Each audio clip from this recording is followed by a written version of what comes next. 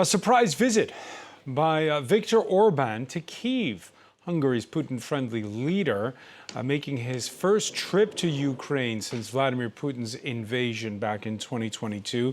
There he called for a quick ceasefire to pave the way for negotiations.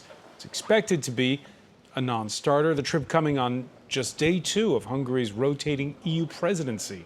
Solange Mougin has more. Far from friends, but side by side. Viktor Orban paid his first visit to Ukraine in over a decade to meet with Volodymyr Zelensky.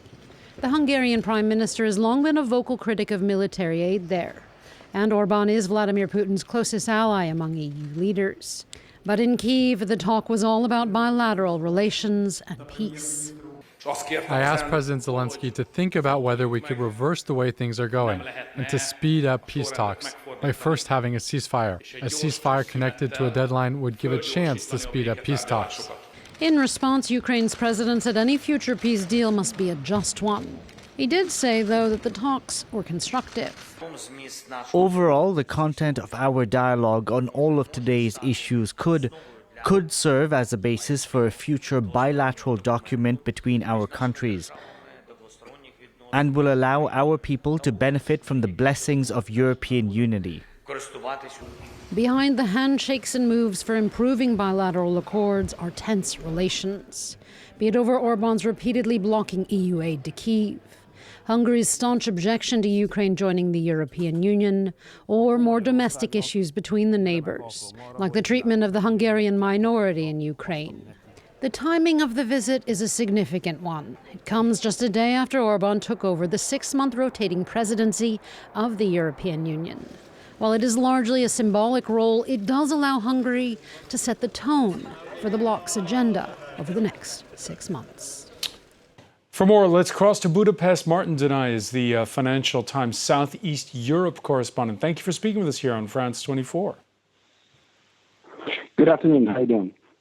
Good. Just wanted to ask you, first of all, you heard the polite words of Volodymyr Zelensky.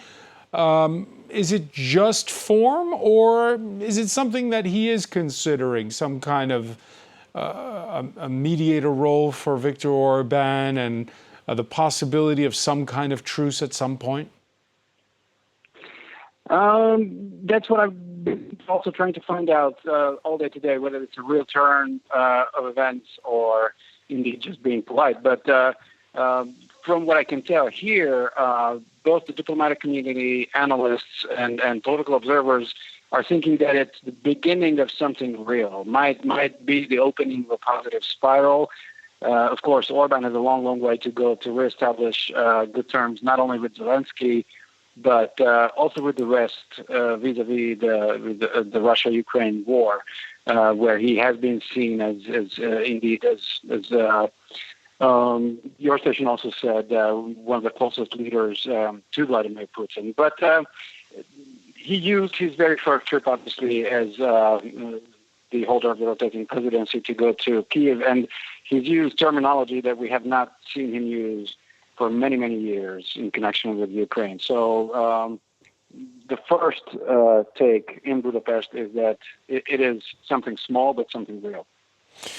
Martin, last year you went to Zakarpattia region, which is inside of Ukraine, but bordering Hungary, a region where people felt a lot of resentment after 2017 when there were laws to sort of curtail minority rights.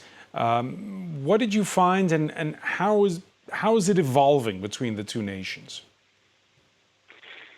That was a very different time from now, I would say, because that was sort of a low point in relations between Orban and Zelensky. We had not spoken in over a year by that time.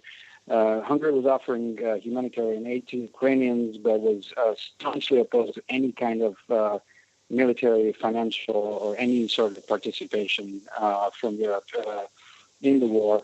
And so when I went there, there was a fair deal of resentment between, or on the part of Ukrainians, that they felt toward official Hungary. And by official Hungary, I mean they could very well distinguish between the ethnic Hungarians that were living in Zakarpattia and the Hungarian government. But what they were saying, and that was one of the key findings that we were facing, is that most Hungarians but not most, but some half of the Hungarians who used to live in Zakarpattia just a decade ago were gone.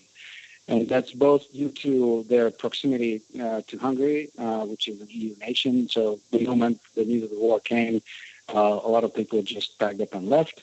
But also because of a years-long policy of the Orban government to grant passport citizenship to ethnic Hungarians across the borders. That's not only in Ukraine, but anywhere in the world.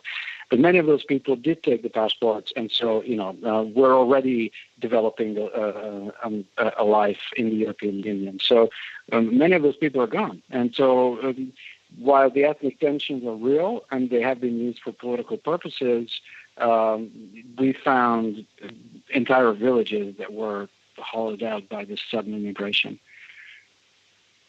Hollowed out, but you're saying that was a low point, perhaps now a turning point. I want to thank you, Marton Dunai, for joining us from Budapest. Thank you.